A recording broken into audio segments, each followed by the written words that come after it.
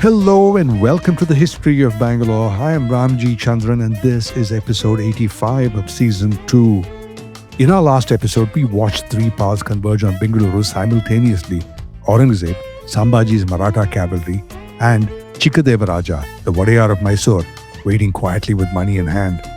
And in the middle of all this, Ekoji, the present ruler of the city, sat in Tanjavur 300 kilometers away, but he already had sent an emissary to meet Chikkadevaraja to sell the city of Bengaluru.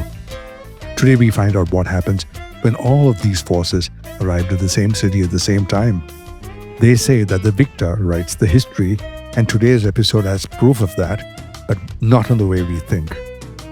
But before I get into all of that, I would be remiss if I didn't stop to thank my corporate sponsors, the Prestige Group.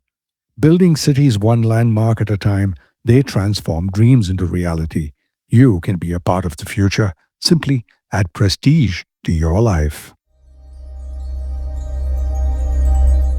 By the summer of 1687, Bengaluru was not in a condition to resist anyone.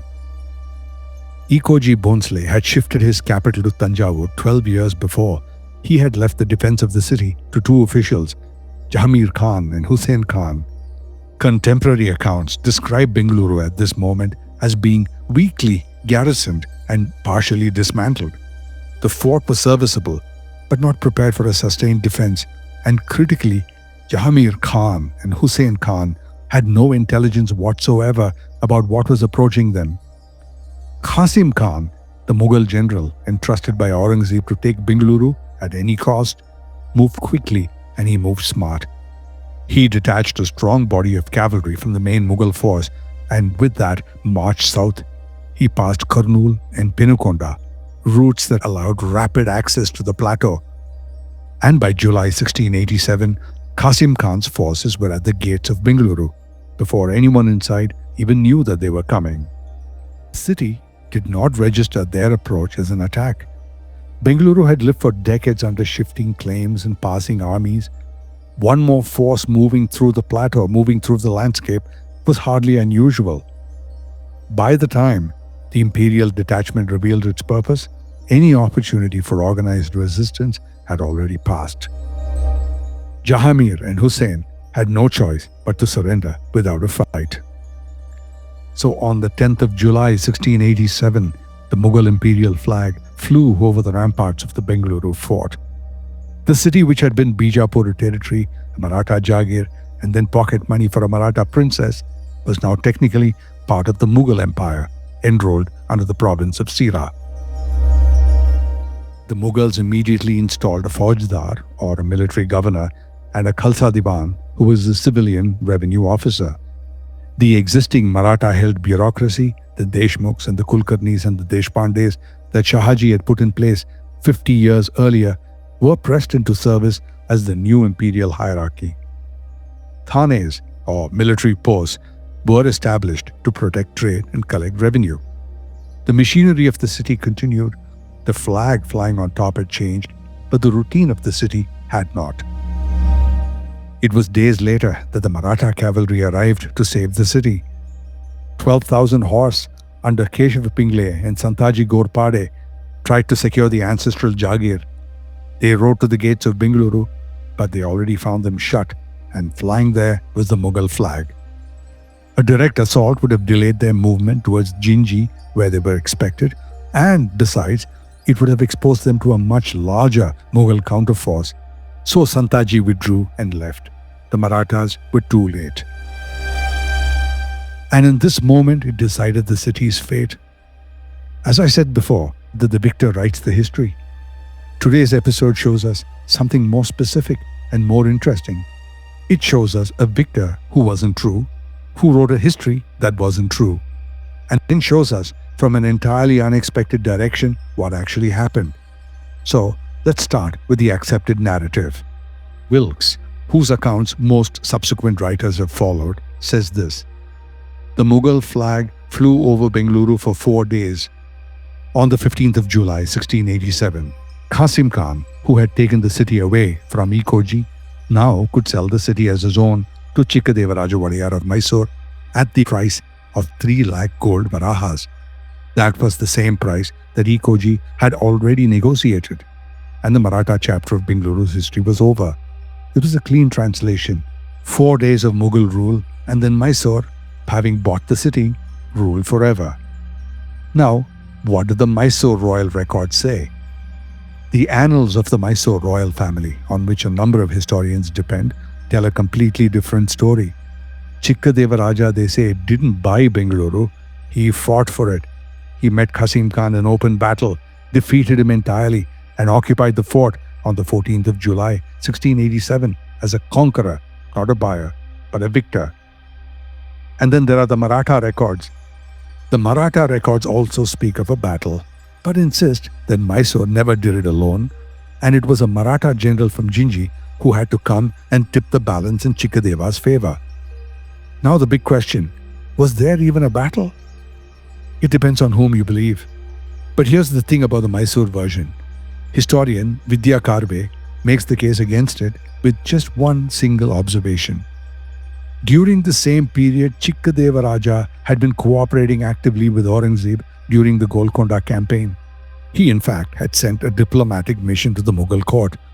Now, these are not the actions of a ruler who had just fought and routed a Mughal general and seized imperial possession by force. If there had been a real battle, if Chikkadevaraja had genuinely defeated Qasim Khan in the field, Aurangzeb would not be entertaining any ambassador from him. Aurangzeb would have sent another army. The diplomacy in the records proves that Chikkadevaraja actually bought Bengaluru, and the battle almost certainly did not happen. So the Third Battle of Bengaluru was just a battle in name and in record and in plain boast. Now, this is where the phrase, "the victor writes the history," takes on its own unexpected meaning in today's episode. Because the victor here did not write a history of what happened. The victor, if there was one at all, wrote a history of what he wished had happened. Dynasties don't like to be remembered as buying what they could have taken by force. A king who purchases a city is a king who admits he needed to negotiate. A king who conquers a city is a king who demonstrates power. So the Mysore royal records were probably not written by neutral observers. They were probably written to serve the glory of the royal house. A battle narrative, however fictional, served that purpose far better than a receipt. And today we can prove it not from another chronicle or from a royal court record, but from a story that has nothing to do with Bengaluru at all, and yet places us unmistakably in a Mughal-held Bengaluru 3 years after the Mughals were supposed to have left. Now this opens the next can of worms. It is popularly believed that the Mughals stayed here for 4 days. Now it seems that they stayed here for much, much longer, years in fact. And even in this short tale, so many claims. If you step back to look at the irony of what was going on, it was a small city, so small that Ekoji Bhonsle didn't even want to be here, and the city's revenues were given as pocket money to the Queen. This is the city that attracted 3 different major powers to come and fight over it, and they arrived. It looks like they never fought over it, and what's more, they boasted about winning a fight that never happened. How do we prove all that? I will answer that question when I come back from this very necessary commercial break. Right after this. Maximum connectivity, maximum luxury, maximum lifestyle. Live your max at Prestige Raintree Park. Opulent residences nestled in 21 acres of breathtaking landscape with 1 lakh plus square feet of clubhouse, 3 swimming pools and ample leisure and sports amenities. Experience exquisite living at Prestige Raintree Park in prime Whitefield with schools, offices, hospitals and shopping malls just a hop away. Call 81399 81399 or visit prestigeconstructions.com to know more. Radar approved.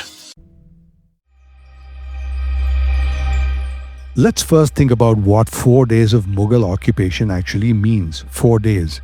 In 4 days, they installed a Faujdar and a Khalsa Diwan. They enrolled the city into the provinces of Sira. They forced the entire existing bureaucracy to recalibrate its loyalties and its methods to a new imperial hierarchy. Then they established a network of military posts across the territory. Now all that is a substantial amount of administrative machinery to assemble and then just dismantle in 96 hours. All the steps that they took in the administration of Bengaluru feels like the behavior of an empire that had intended to stay. And the evidence suggested that it did stay, not for 4 days, not for 5 days, but for 3 years. By the year 1689, Sambhaji, Shivaji's son and the Maratha ruler, had been captured and executed by Aurangzeb. The Maratha state was in existential crisis. The rightful heir, Shahu, was a captive in the Mughal camp. The Maratha council proclaimed Raja Ram, the second son of Shivaji, as the regent, and recognizing that the Maratha homeland could no longer be held against the Mughals, a desperate plan was devised. Raja Ram would flee to Jinji, which is the great fortress on the eastern Deccan in Tamil Nadu, and from there direct a decentralized resistance that would harass the Mughals while the homeland survived as best as it could.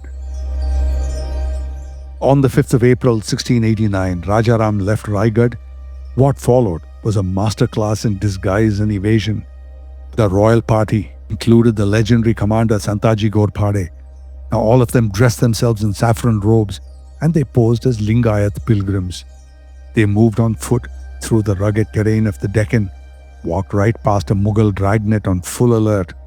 The Mughal court chronicle, the Masiri Alamgiri, records a narrow escape on the island of the Tungabhadra river where Rani Channamma of Keladi defied Mughal threats, shielded the fugitives, and buying them precious time. By early 1690, the party arrived in Bengaluru. And the Mughal garrison was still there. And that is the point. It wasn't 1687, it wasn't merely 4 days. 3 years after Qasim Khan had marched through the gates, we still hear of the Mughal garrison being there, and that the Maratha regent of the entire empire was obliged to walk through the city in disguise, praying not to be recognized. The party took shelter in a public chowdhury, which is the traveller's rest house, within the Pete. They might have passed through unnoticed had it not been for a lapse of some kind of old ingrained royal habit. The servants, through long court training, were washing Rajaram's feet with a degree of deference that no ordinary pilgrim would ever receive. Now, Kannada-speaking travelers in the chowdhury noticed. They whispered amongst themselves, and they understood exactly what they were looking at, and they left to go and alert the Mughal forces to what was going on. What followed was an act of extraordinary courage. Khando Balal, the royal secretary, stayed behind with the skeleton crew to maintain the pilgrim cover. Raja Ram and his generals slipped away into the dawn. When the Mughal guard descended on them, they found that the main people had gone, and they picked up Khando Balal and flogged him. Bags of hot ash were tied over his face, yet Khando did not break. He held his cover until the commandant, finally convinced of his innocence, released him. Khando Balal left the Pete and then caught up with Rajaram, and then the party made their way safely to Jinji. This story found its way into early colonial records and then in increasing detail by later historians including Fazlul Hasan. It's not just a thrilling episode. This was proof of presence. A Maratha prince moving through a Mughal-held Bengaluru in 1690 means only one thing. The Mughals were still here in 1690. There is the Dodbalapura inscription dating to 1691, which provides further corroboration of continued Mughal administrative presence in the territory. So Fazlul Hasan concluded that the Mughal occupation lasted at least 3 years. And as you know, there's always some kind of an explanation that's available in hindsight, and in this particular case, that is that the Mughal occupation lasted 3 years, yes, but the counter-argument is that the city itself may have been handed over to Chikkadevaraja separately and even earlier, even while the surrounding Hublis had remained under Mughal administration. Now, the inscription doesn't explicitly name Bengaluru, so the question is not fully settled, especially when the story of Rajaram inside the Pete in a chowdhury was inside the Pete in a chowdhury under Mughal rule. What is not in dispute is the outcome or the logic behind it. However long the Mughals stayed, the city did eventually pass to Chikkadevaraja Wadiyar. Qasim Khan convinced Aurangzeb to approve the sale for two reasons. He did not have the manpower to garrison the fort properly, and the strategic goal, which was to contain Maratha expansion in the south, could just as well be achieved by a friendly Mysore on the plateau and not a stretched Mughal garrison holding a city that it could not afford to keep. As for Ekoji Bhonsle, Bengaluru had been too distant to sustain. It looked like he didn't really care. For the Mughals, it was too small, too peripheral to hold. But for Mysore, it was central, physically, strategically, administratively, and it was definitely worth buying. 3 lakh gold barahas, it's roughly a ton of gold. The pete, the fort, and 12 hublis. Definitely worth it.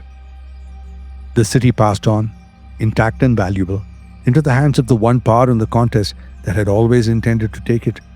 And the Mysore royal records, whatever they say about battles, cannot change the fact that the instrument of transfer was not a sword, it was a receipt for sale. In my next episode, we will stay in the city, but we will shift the lens entirely. We're going to go across to Mysore, where Chikkadevaraja bought Bengaluru and inherited something that he had not paid for, a new language. Intrigued? More about that in the next episode, which is coming right up. I am Ramjee Chandran, and this is the history of Bangalore.